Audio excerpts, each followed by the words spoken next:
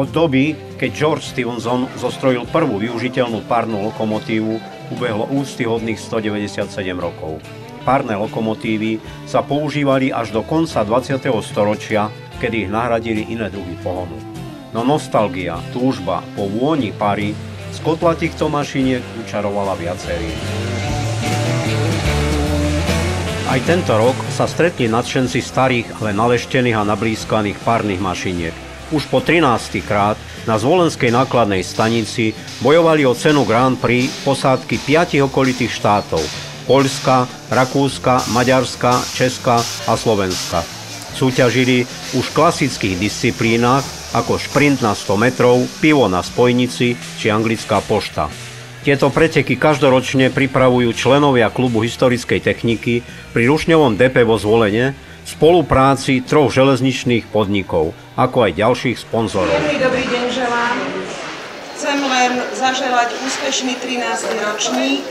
Veľmi nás teší, že okrem Slovenskej republiky budeme mať možnosť vidieť a predstaviť vláčiky Rušne z Českej republiky, z Rakúska, z Poľska, teda od našich susedov. Všetci budeme fandiť samozrejme tým našim. Chcem sa poďakovať všetkým dobrovoľníkom, ktorí tie staré mašiny držia v takom luxusnom a veľom stave, ako ich uvidíme. A hlavne vám všetkým želám príjemné poobedie. Chcem sa pani premiérku poprosiť, aby symbolicky odštartovala toto podujatie vypravením prvého vlaku na defile.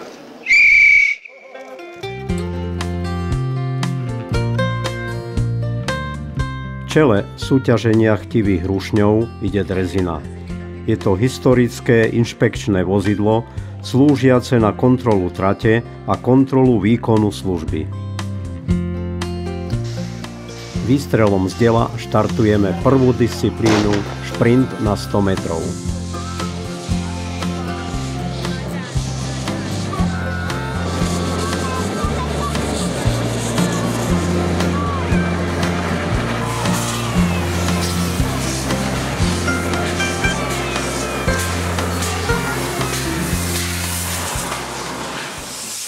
Návrat na štartovaciu čiaru, drobné opravy a môžeme začať druhú disciplínu pivo na spojnici. Tu sa prejaví zručnosť rušňovodiča citlivo rozbehnúť rušeň, aby plechovka s pivom sa udržala na spojnici až do cieľa.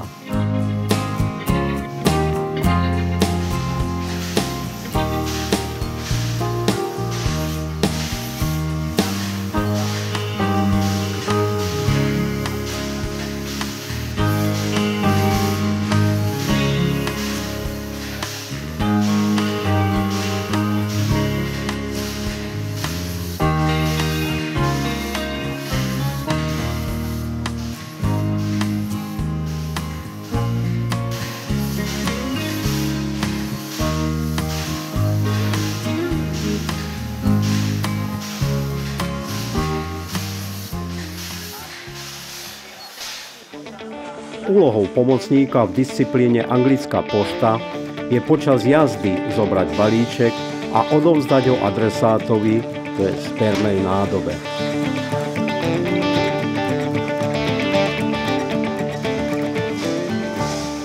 Šprint na 100 metrov so spiatočným chodom absolvujú rušne zo štartovacej čiary do cieľa a zaradením spiatočného chodu späť do priestoru štartu.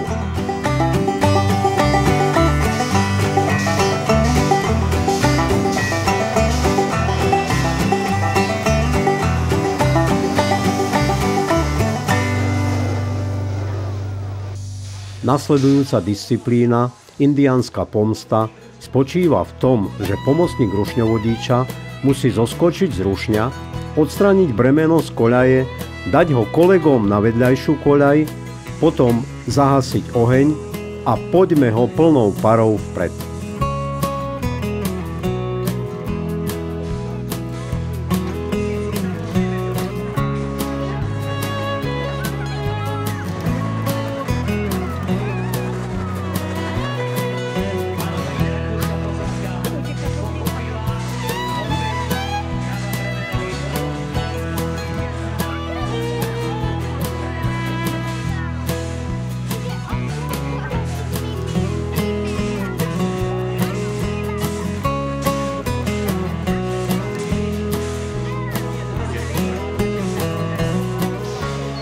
Frigo na mašine. Kto by nepoznal známu grotesku z obdobia nemého filmu?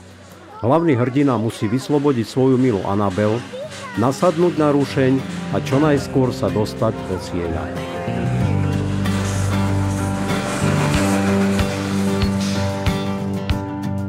Váľanie sudov je novodobou disciplínou, kde osádka musí po koľajnici dokúľať pivný sud do cieľa v najrýchlejšom čase.